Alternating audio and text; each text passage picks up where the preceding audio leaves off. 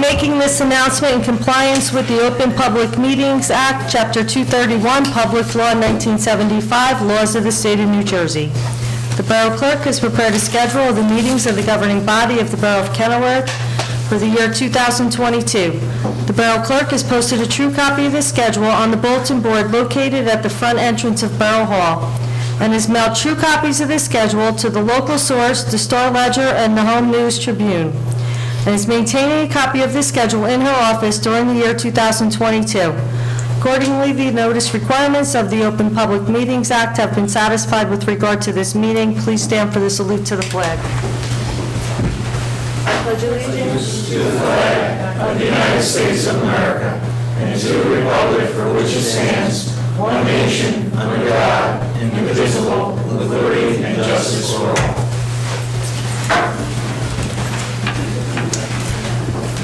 Roll call, Madam Clerk. Councilwoman Cesari. Here. Councilman David is excused. Councilman Finestrella. Here. Councilman Pence. Here. Councilman Puglisi. Here. And Councilman Zimmerman. Here. Is there a motion to approve the minutes of council meeting March 16, 2022? Motion. Second. All in favor? Aye.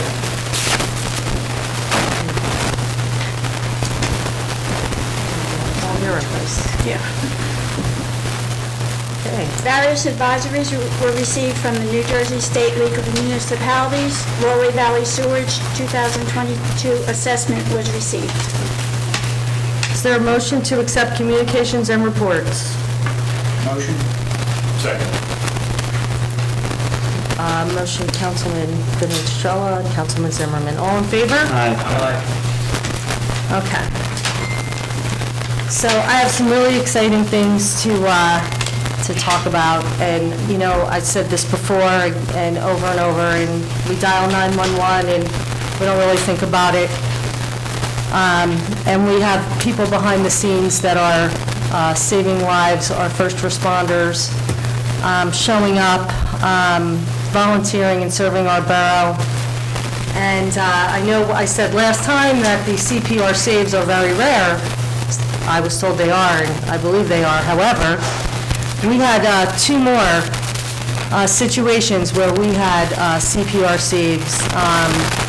One was on March 17th, so there's two parts to this, and I want to tell you about both of them, and then I would like to give out the certificates of excellence to our members.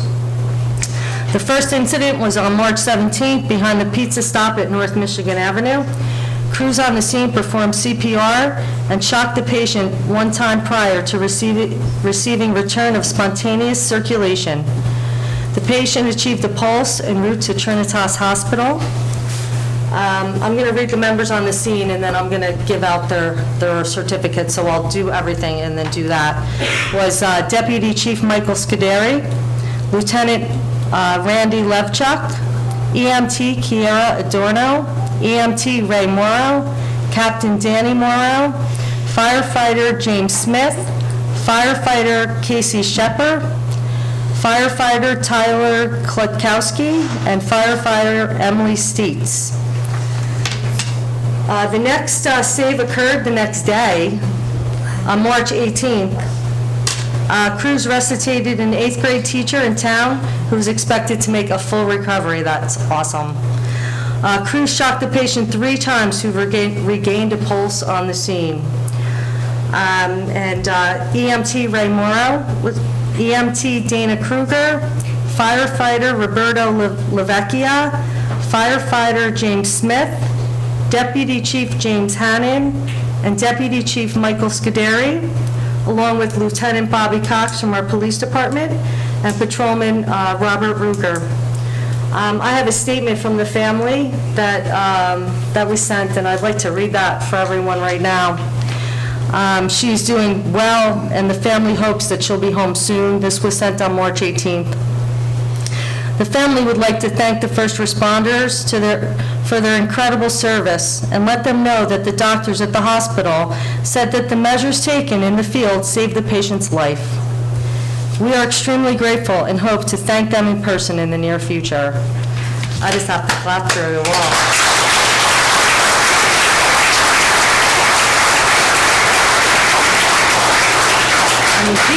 people are alive because of what you did to help them, and I'm so proud of all of you, and I thank you for everything that you do for our community. It's amazing. So I'd like to read certificates. Some of you are getting 2, so just bear with me and come up, and super excited. And I know if anyone isn't here, if someone wants to take their certificate on behalf, I have Deputy Chief Michael Scuderi. This was March 17th, CPRC.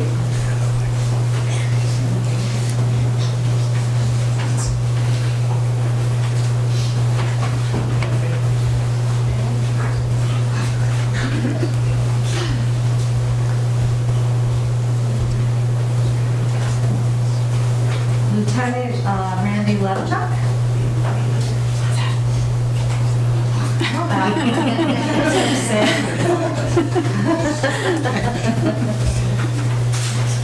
Kiera Adorno.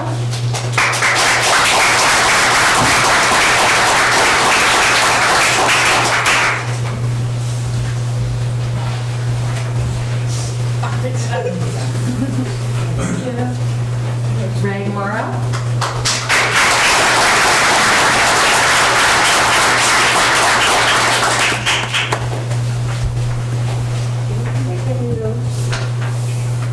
Captain Danny Morrow.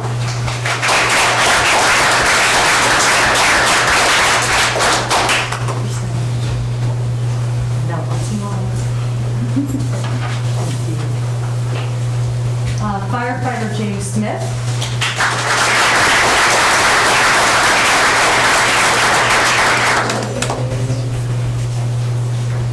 Thank you so much. Firefighter Casey Shepard.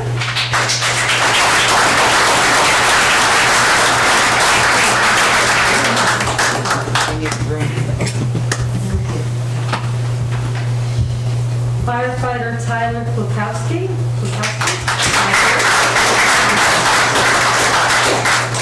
Firefighter Emily Stites.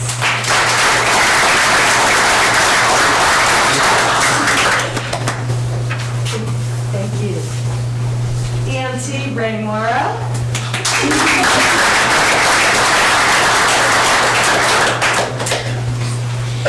EMT Dana Kruger.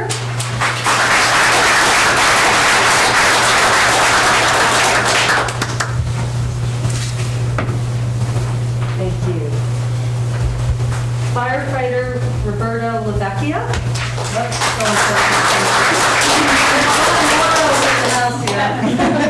Firefighter James Smith.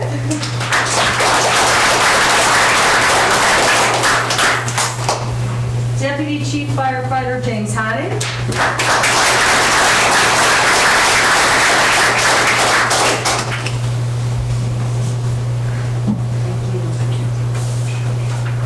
Great job.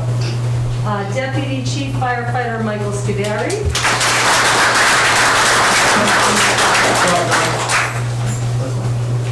Lieutenant Robert Cox.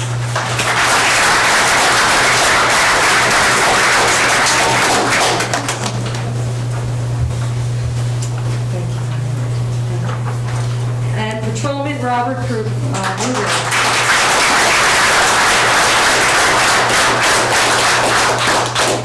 Thank you. Congratulations.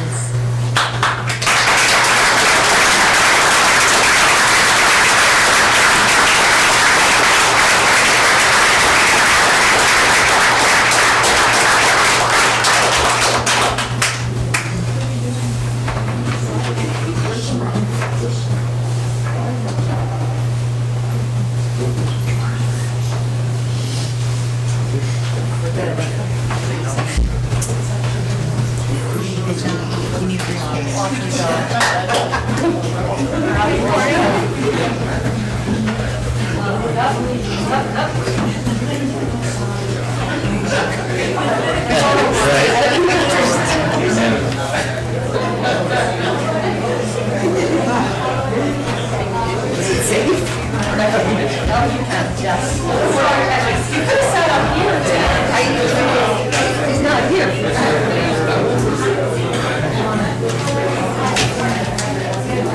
missed a good meeting.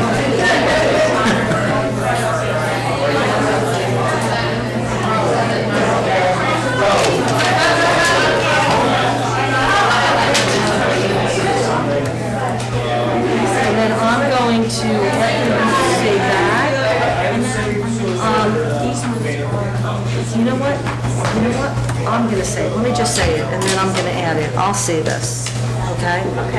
And then you'll just go into the resolutions. How's that? Real quick, before we get into that, I just want to, if I can, just go off track a little bit and just bring up my officers of the month since there are people Absolutely, left of already. course. Yes, yes. Great. For the same job, bring up Chief Seuss with me. If you want to step forward, you can come forward too. Sure. And actually, something really good came out of this tonight. I had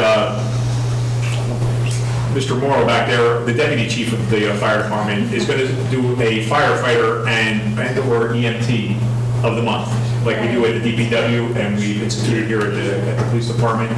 And we're going to work with him. He already spoke to Councilman Pence tonight, and I think it's a great idea.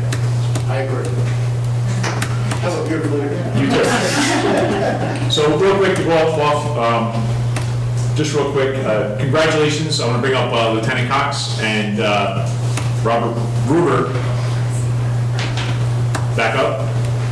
I know, I think his parents already left, but so on the police department, there are 2 officers of the month for the month of March, and congratulations to both of them. It's for the same job. Just a little bit deeper into it though, congratulations to Robert Cox, Lieutenant Robert Cox and Officer Robert Ruger for being named Officers of the Month for March of 2022. On Friday, March 18th, Lieutenant Robert Cox and Officer Robert Ruger were sent to St. Teresa School on the report of a 63-year-old woman having a seizure. Officers quickly realized it was not a seizure and luckily began CPR. The officers used the AED, the defibrillator, and shocked the woman twice and were able to regain a pulse. The patient was rushed to the hospital by our local first aid squad, and at the hospital directly went into surgery where she was determined to have a blocked artery. Because of their quick thinking and actions, the woman is alive and recovering today as we speak. Congratulations and thanks.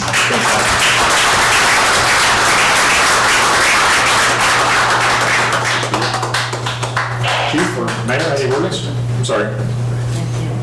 Congratulations. Awesome. Thank you so much. Excellent job. Thank you so much. Yes.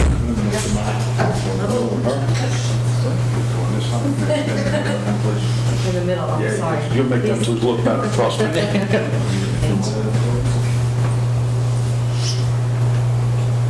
Thank you.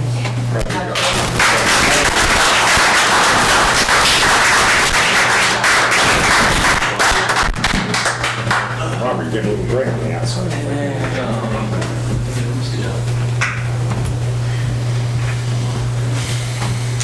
Thank you, Mayor. Thank you. Okay. So we're going to go into congratulations to the finance report. Councilman Puglisi. Thank you, Mayor. Trying to make this brief. The CFO has indicated that we would also be looking into outsourcing, using an outside agency for the payroll administrator position. Can't hear you. Okay, sorry about that. To bring In it between closer, two, it's hard. yeah, Yeah, it's absolutely. hard. So the CFO said he would look into using an outside agency, at least the price for a payroll administrator, and to price that out to see what the difference in cost would be to hiring I guess a per diem or a temp agency type of process for a payroll administrator, and we're waiting to get some numbers back on that. As for the budget, we had met with the police department, which went very well, but then afterwards, we got news regarding Merck tax appeal, the Merck tax appeal, and I thought we had other meetings scheduled, but I thought it was better if we put off further budget talks until we digest what the Merck appeal will consist of in terms of effect on the borough. And we got some information tonight. I really can't get into it, but and now that we have that information, the CFO is going to work on getting dates, and not the near future, but hopefully not the too distant future, because we still need some more information before we could start meeting with department heads and putting the budget together. Also, I have to thank Anthony Manguso, our CFO. He took time out of his schedule and, I'm sorry, zoning officer, into reviewing our fee schedule in the construction department. And he had proposed, and he gave me, and I forwarded on to the Finance Committee, a comparison of what Kenilworth charges to what other towns charge in terms of construction fees. And he found various line items or fees that are not in line or less than what other towns charge comparatively. So I forwarded that to the Finance Committee earlier today, and we're going to talk about it, and then ultimately will be sent to the governing body. But definitely there were, if I recall off the top of my head, maybe 10 items that they could increase fees on. He thought, because we haven't updated our fees according to him in years. So not only that, but he also said that we should put more forms online, which I can tell you from my perspective is a great, makes things much easier. I could just download the forms rather than, We can't hear you again. You're fading out. Bring it closer. We're going to put online Sunday. That's what we heard. Oh, okay. There you go. There you go. All right, sorry about that. We want to put the forms, the construction forms online, which I know I've actually seen in other towns because I've downloaded them myself. It just makes things easier, not only for the applicant, but for the town hall, so they don't have to, they have less foot traffic just to come in and ask for forms. Personally, I thought that was a very good idea. Again, it's a win-win situation, but the Finance Committee will discuss that. And also, he wanted to discuss the topics of accepting credit card payments, which apparently we don't accept at this point in time. And also, what other municipalities have is a VPR, a vacant lot ordinance. Basically, if the lot is vacant, you have to register it, and then you have to pay a fee for not utilizing the lot. And he thought that would be a topic we could discuss as well, and that just recently came to me, and I forwarded it on to the Finance Committee to discuss. All that from there, it'll go to the governing body one way or another. And that's all I have, Mayor. Okay, thank you very much. Department of Public Works, Councilman David is not here. Real quick on that, Mayor? Yes. Can I just say Yep. something on that? Yep. I'm the DPW, I'm on the committee with Fred and Mark, and I've been working with Mike, our superintendent of the DPW, to try and get a vendor for our bulk waste pickup. It went out to bid, and nobody bid on it, right, Mike? So we have to re-advertise. I spoke to Ken about it earlier today, and our shared services with Andrew Casillas from Roseville Park, who's our qualified purchasing agent, it's going to go, and I know Kathleen was emailed today. She was busy getting the meeting together tonight, but it's going to hopefully get down there for Tuesday to be re-advertised. We do have a couple vendors that are interested in it, but it just didn't work the way it was worded in the advertisement. So we're going to see how it plays out at this point, and hopefully we can get somebody to do our bulk waste. But we're like 0 for 2 between Rawway and our first advertising. Michael's been working with myself and them to try and work this out, but we're trying. It's just a tough situation. A lot of towns and companies just don't want to take it on. It's a big task. For sure. So, but it's not over. There's still some fuel in the fire here, and We're hoping after this next bid goes out to the Star Ledger on Tuesday, it's a 10-day, that if we don't get something, there's some other alternatives, but we'll cross that bridge when we get there. And if we don't get any bids this time, we don't have to go out to bid anymore, we could... Correct, then we can kind of tailor it at that point. So, but right now, we're 0 for 2, so.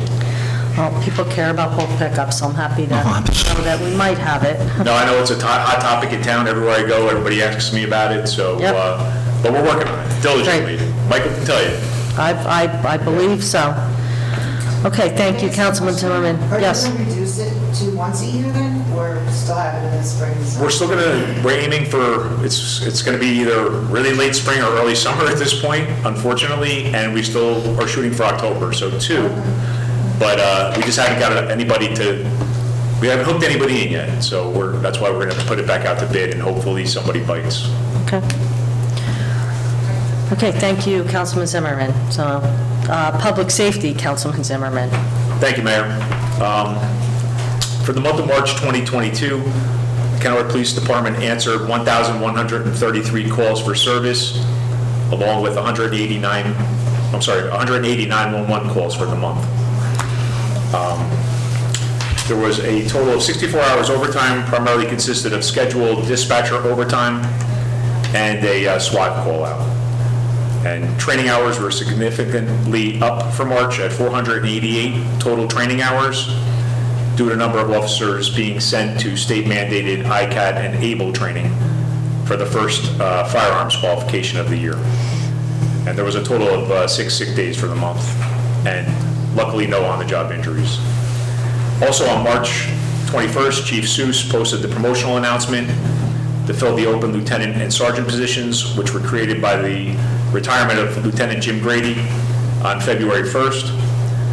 Prospective candidates have until Saturday, April 9th at 4 p.m. to submit letters of interest and resumes to Chief Seuss. And then the Public Safety Committee will conduct interviews shortly after that closing date. Also, want to say congratulations to Lieutenant Robert Cox and Officer Robert Ruger again for being named Officers of the Month for the month of March. And that's it, Mayor. Okay, thank you, Councilman Zimmerman. Planning and Zoning, Councilman Fenestrella. Thank you, Mayor. For the month of March, the Construction Department collected a total of $51,930. Of that was building fees, which came to $41,027. Trust aid fees, $7,938. And miscellaneous fees of $2,965. I'm happy to announce that the Construction Department will be hiring a construction clerk beginning on Monday, April 11th. Excellent. And it was much needed, and thanks to the committee helping on the interviews, we succeeded in landing a very qualified person, I believe. The next Planning and Zoning meeting will be held next Thursday, April 14th, 6:30 work session, 7 o'clock meeting. So far on the agenda are 2 resolutions, and that's all I have. Okay, thank you, Councilman Fenestrella. Recreation and Fire, Councilman Pence. Thank you, Mayor. Fire report for the month of March. Fire department answered 50 calls, which included 4 mutual aids. The fire department traveled 188 miles and utilized 235 man-hours. The rescue squad responded to 55 calls, traveling 405 miles and 97 man-hours. Recreation report. On February 10th, Recreation Council Committee, along with Mr. Gallerano, DPW Supervisor Calixto, and Kristen Boyle, met at the Marriott Park to conduct an inspection and survey of the park. It was concluded by Mr. Gallerano that he would design a few new plans for the area with the possible rearrangement of the fields. We also met again last week to discuss 16th Street and 9th Street parks. There's an agreement regarding 16th Street to construct a new roof on the existing building, put heat in the building so the pipes will not freeze for the bathrooms, and wire the building for future installation of security cameras. Further, the plan continues for dismantling of the current circular concrete structure where no one knows why it's there and the other purpose other than an eyesore. This park is to be will be partially redesigned with possible 2 basketball courts and a practice soccer field. Mr. Gallarano provided engineered drawings of DeMario Park. With the rearrangement of the current playing fields, it was agreed to that so there would be a regulation soccer field that includes a soccer and baseball field and a new playground. Also, there would be a pavilion possibly attached to the existing building. The downside is that the basketball courts and the tennis courts at DeMario will be removed. Possible upside to the project will be, we're going to try to price it out to possibly include artificial turf fields. That's all I have. Thank you, Councilman Pence. Health, Education, and Human Services, Councilwoman Cesari. Thank you, Mayor. The Health Department, I don't have a report because their meeting is, I believe, tomorrow night. Okay. And the libraries, I do have announcements for the library, and I met with the seniors today, and they have quite a few issues. I talked to one, I know. Did you? Okay. Well, yeah, they're, the biggest issue they're having is the back door, okay? It's a handicap open push door. I know it. On the outside, it's all the way over to the right. When the door opens to the right. So by the time they try to make it to get through the door shuts. Oh, So the Design door is flaw there. backwards, or the push was put in the wrong can the spot? push button stay open longer? Is that a possibility of some kind of adjustment on that? I would. 'Cause that's a problem. Yeah, no, it is, because it's And they're not far away. wanting to run, I'm It should have sure. been put right by, Right. on the outside of the door. I'm sure we can, that can be refigured. Someone can look at that. If I may, Yes. that can be reprogrammed. They have water open time. Okay, let's do They have a that. problem with the door Well, vendor. the problem is with the door, they can't get a wheelchair around because the door opens into the, there's a, I guess, a barrier there for the cars that park. Oh, look. You can't get a wheelchair around the door when it opens. Relocate the push back to the left side of the door. The mechanic is easy to Oh, you're gonna switch. It has to be, it's the third time where the wheelchair can't make the pass. The door swings open, there's only a 36 inches in Yeah. between It won't- the can't glass pass. structure and the curb. Okay. Give them that. Either the door, Just the pad. the pad, okay. Okay, so the pad's going to be moved then. We're going to look at moving the I pad. looked at the door, I Okay. don't think could be. Yeah, no. No, It's the pad, it has to be relocated. Okay, I mean, that's their biggest complaint because, it's, you know, they need it for the wheelchairs, so. Their water fountain's broken. They did contact, I think, DPW about it today, he was there. But I don't know what happened because I was there and then I left, they were done with their meeting. And let's see what else. Well, you said, we were talking about the recreation, the playgrounds being redone. And I asked, I got a request for a pickleball court. Pickleball? Oh, pickleball. Pickleball. Pickleball court.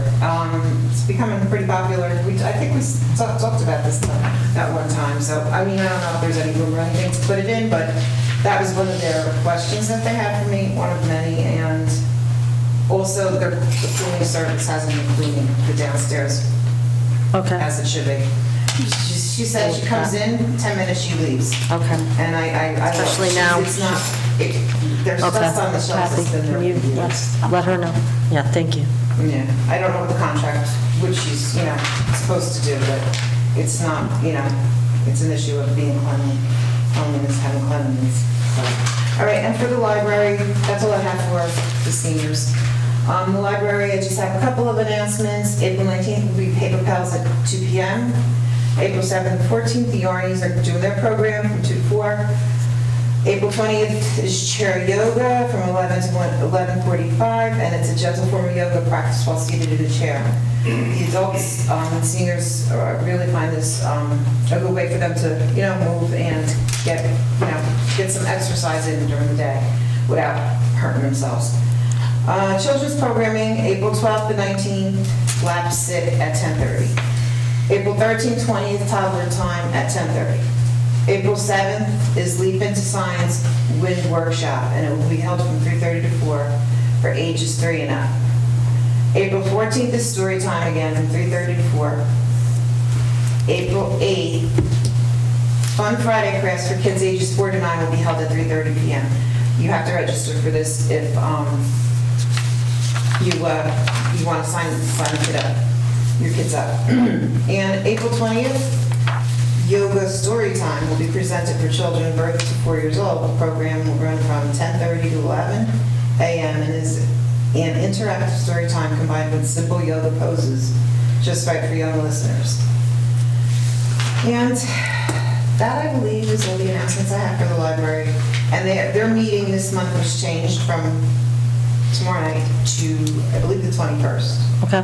If that's a Thursday, so. 7 p.m.? I'll be going to that one. Yeah. And that's all I have. Okay, thank Thank you, you. Councilwoman Tsiri. Okay, resolutions 115, 116, 117, 118, 119, and 120 are being deferred for next meeting. There was a resolution added, Resolution 121. Wait, what, I'm sorry, Mayor, Oh. which numbers did you say were carried? I have 15, 16, 17, 18, 19, and 20 here. 15, Not 16, oh, wait, I'm sorry, no, Wait, 15, here. Dapsy Crossing Guard, yep. Yeah. 13, No, 15, 16, 17, 18, No, it's 17, I thought 17 was on. yes. okay, then this is 13, wrong, 14, and okay. 17 are on. Okay, Okay, okay, it's easier that way. okay. Okay, 15, 16, 18, 19, and 20 are carried. and the resolution has been added, Resolution 121, appointing Kathy Moschetta, acting borough clerk, at a weekly stipend of $500. Correct. Okay, so next for council consideration is the consent agenda. Is there a motion to approve? Motion. Second. Resolutions 113, 114, and 117 are listed on the And consent. 121, add 121. And 121 are listed on the consent agenda and will be enacted by one motion. All items will be recorded individually and full in the minutes. Councilwoman Cesari? Yes. Councilman Finestrella? Yes. Councilman Pence? Yes. Councilman Puglisi? Yes. And Councilman Zimmerman? Yes. Okay. Next, I'd like a motion to open the floor to the public. I'll make that motion, Mayor. Second. Motion made by Councilman Puglisi, seconded by Councilman Finestrella. All in favor? Aye. Does anyone have anything to say for the good and well-being of Kenilworth? Please come forward and state your name and address.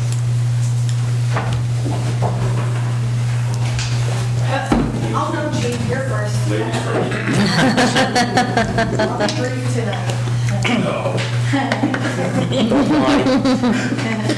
Hi, Tony Giordano, Paserno, 241 Fitzhugh Avenue. Couple of quick questions. I understand there's a possible fee for a vacant lot.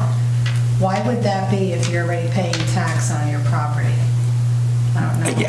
You know, it's been growing in popularity all around, and I see from my perspective, because when I do closings, that's one of the two things. Not only do we have to prorate the taxes, but we have to call the clerk to determine, number one, or the tax assessor, determine whether or not there's a vacant lot ordinance, and number two, had they paid the fee. And some of these ordinances add, from the moment that you registered, maybe a monthly or daily amount.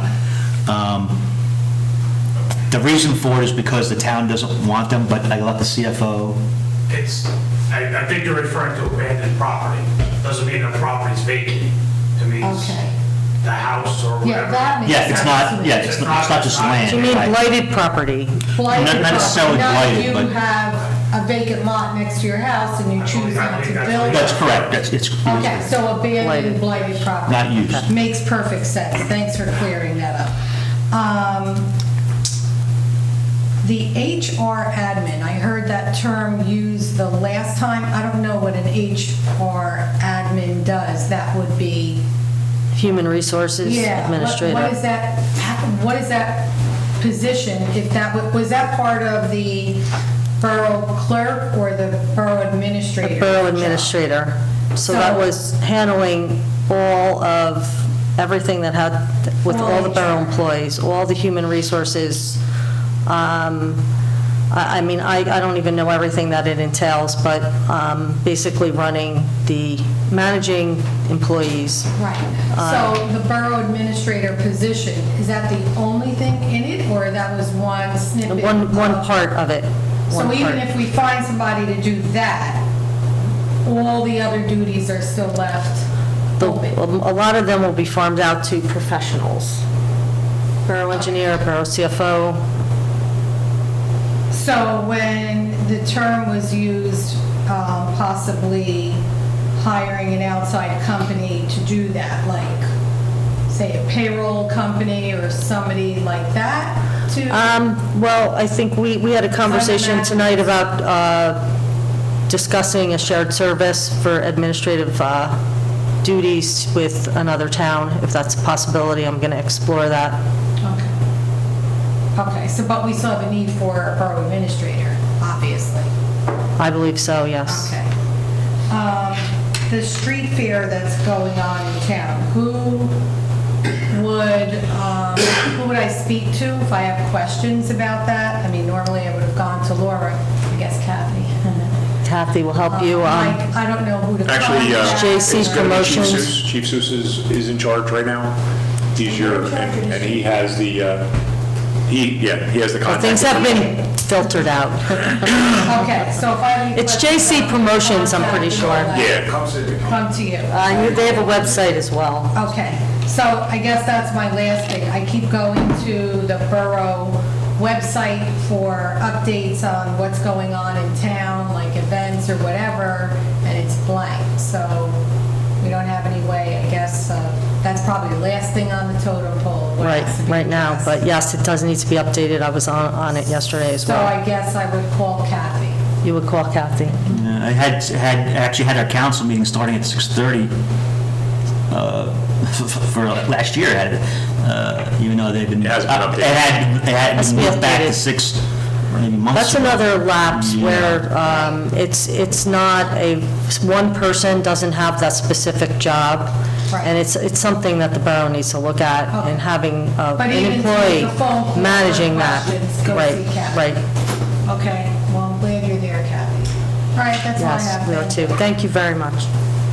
And also, I think Mayor Lisa Wood does help with the borough. She does help. Yeah, so But it's like she's it's a overwhelmed combo. right now doing Right. 2 jobs, so that's one of Right. those things where that's fallen by the wayside.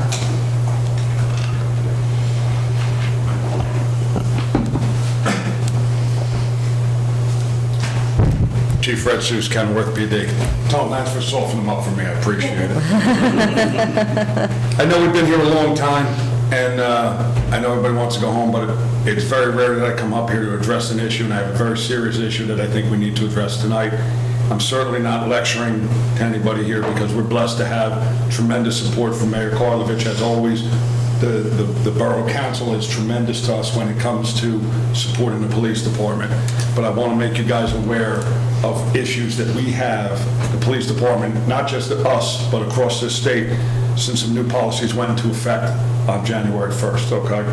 And I'm not sure most people are even aware of what's going on. As of January 1st, the Attorney General has changed our use of force and pursuit policies. Whether you guys know it or not, we can no longer chase stolen cars just for being stolen, okay? And I understand, I have 2 former cops on the council here who are old salts and know what it used to be like, and I understand that pursuits are dangerous, we were all in them, I get that. Can you T-bone them? You can't do any of the stuff that we used to do anymore. But the problem is simply this, nobody's using stolen cars to get to their second or third job at Walmart. They're using these cars to commit crimes, and we cannot chase these cars anymore. You know, every month I give pretty much the same report to Commissioner Zimmerman. A couple stolen cars, multiple motor vehicle break-ins, and if you guys know me, you guys all know me, there's nothing we can do isn't in my vocabulary. I'll never say that to our residents who I work for, my guys work for, I'll never say that. But in this case, there is nothing we can do. And what's scary is that the criminals know what we can and what we can't do.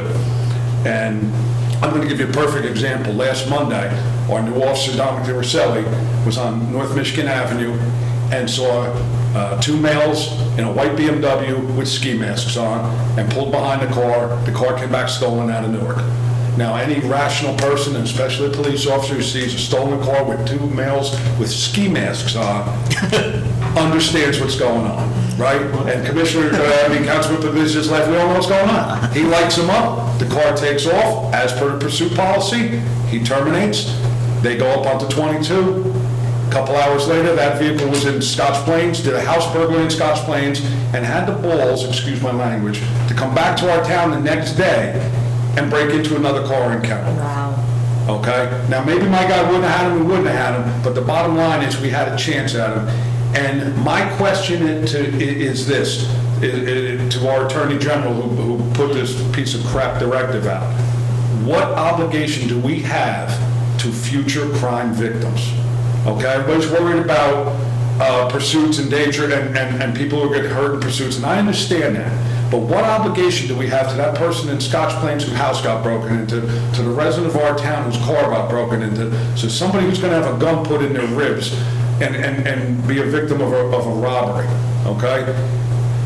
Stolen cars are up 37% this year, 37%. 3 of the towns in this state that are the highest in stolen cars are within shouting distance of us, and that's Newark, Irvington, and Elizabeth.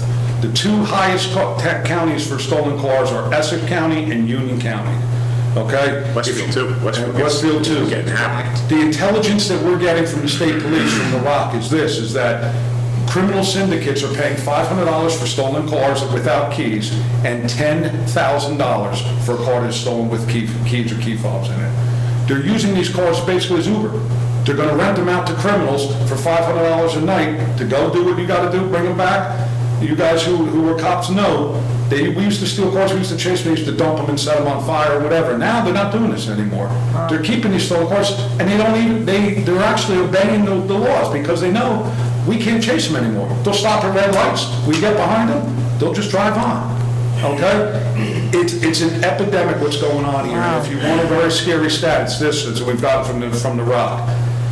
35% of stolen cars have a shooter in it. That's a gun, and there's a shooter in a stolen car. There's bodies hidden in the place, all over the place. Violent crime is up all over the place, and 1 out of every 3 stolen cars has a shooter in it. And they wonder what we can do about stolen crime. You know what you can do about stolen crime? Let us do our jobs, okay? And I'm not lecturing to you guys. You I guys have a are question. awesome. What is the reason for that? I mean, what is the rationale behind you not being able to pursue a stolen The car? rationale originally, Mayor, was that they were concerned about the injuries and the deaths from pursuits. Pursuits are dangerous. Right, And I'm the first one to understand admit that to you. Yeah. Is that they're dangerous. And do we need to train people up? Absolutely. And do we need to get better? Absolutely. You know me, you know I'm big on training. Yep. And this is just another in a series of boneheaded directives that come out where the unintended consequences don't benefit the public. And it's the bail reform. It's the marijuana Legalization law. of drugs. It's the legalization of drugs. It's the pursuit policy, the use of force where we can't, where the policies now are telling us you shall not, you can't, you must, and Councilman Puglisi, who's an attorney, will tell you, those are words that tell you what you can do, as opposed to we used to have a reasonable standard, which is what would a reasonable officer with comparable training do in a similar situation? That's gone. There's no more reasonableness anymore. If we see somebody coming out of Tony's house, burglarize the house and gets in a stolen car, they can give us the bird and drive away, and there's nothing we can do. We cannot chase that car. For burglarizing your house, there's nothing we can do unless there was... If they park the car, can you? If there's a murder, yeah, if there's certain If they- We can only chase under certain circumstances, murder, rape, robbery, aggravated assault, there's certain circumstances. Not But it's the most serious of circumstances. A burglary doesn't count anymore. So if somebody burglarizes your house and I come down the street and I see them and they get in that car, as soon as they get in the car and they take off, there's nothing we can do unless you were injured. And we have to know that you were injured to be able to chase it and articulate it.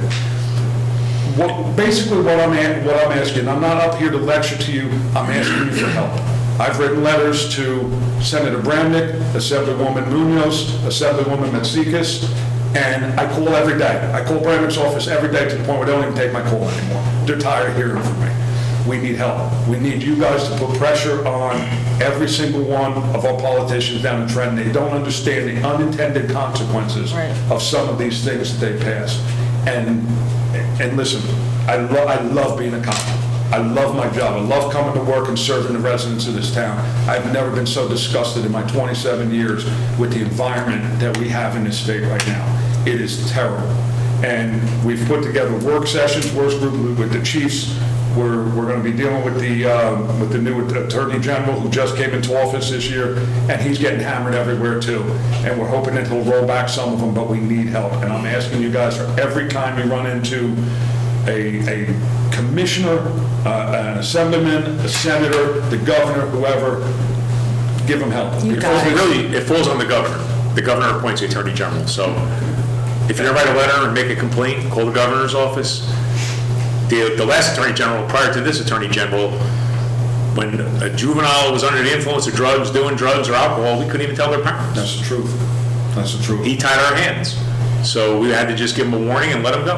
And the thing that I dread more than anything is the way that these policies are written is I feel that they're looking to hang us.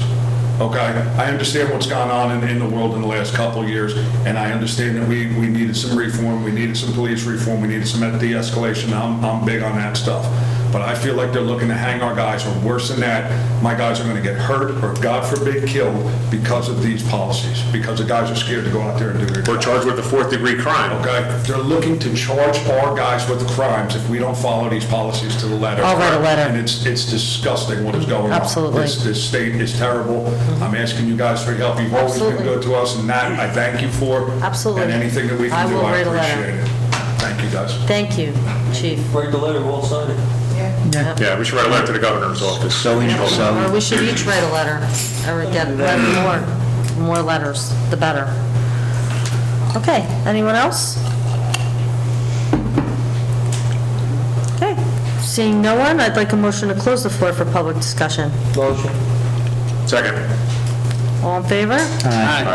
Does anyone have anything else to add for the good and welfare of the borough?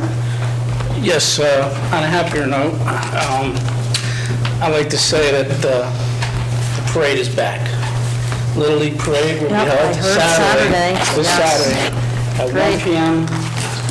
Boulevard will be closed, going westbound Great. from 23rd to 14th. It'll start at 1 o'clock from St. Teresa's parking lot and end up going down 14th Street onto the Little League field. I was supposed to hand out invites, but everyone is welcome, mayor, council, borough clerk, and the public, to enjoy festivities at the Little League this year. And besides Little League, girls softball will also be marching in the parade. So, I'm all excited. Very nice. Excellent. That's at 1 o'clock, you said? 1 o'clock from St. Teresa's parking lot. That's it. Okay, anyone else? Okay, if there's nothing else to be brought before the council, I'll entertain a motion to adjourn. Second. Motion made by Councilman Pence, seconded by Councilman Zimmerman. All in favor? Aye. Night, everyone.